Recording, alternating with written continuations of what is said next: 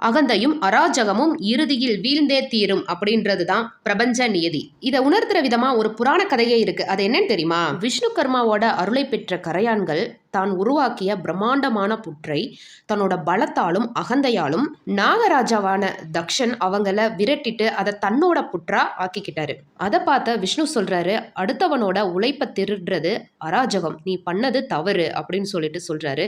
அதுக்கு தக்ஷகன் என்ன சொல்றான் அப்படின்னா, உலகில் பலசாலி வைப்பதுதான் சட்டம் அப்படின்னு சொல்லிட்டு விஷ்ணு பகவானையே எதிர்த்து பேசுறான். அடுத்து சில காலம் தக்ஷன் தன்னோட குடும்பத்தோட அந்த புற்றுல வாழ்ந்துட்டு இருக்கான். காலம் கடந்தாலும் தான் செய்த பாவத்திற்கான தண்டனை கிடைத்தே தீரும். தக்ஷன் செய்த பாவத்திற்கான கூலி கருடன் ரூபமா அவனுக்கு வந்தது. தக்ஷகனுக்கும் கருடனுக்கும் இடையே பயங்கரமான சண்டை வந்துச்சு. அதுல தக்ஷகன் ரொம்பவும் காயப்பட்டு உயிருக்கு போராடிக்கிட்டு இருக்கான். அப்ப தக்ஷகன், சிவபெருமானே என்னோட குடும்பத்தை காப்பாத்துங்க அப்படின்னு சொல்லிட்டு சிவனை நோக்கி வேண்டான்.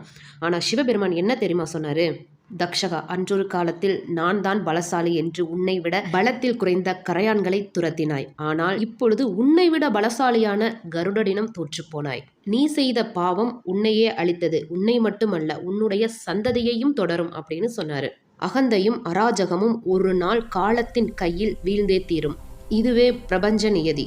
இதை பத்தி நீங்க என்ன நினைக்கிறீங்க அப்படின்றத மறக்காம கமெண்ட் பண்ணுங்க. இந்த வீடியோக்கு ஒரு லைக் கொடுத்துருங்க. ஓம் நம சிவாய்.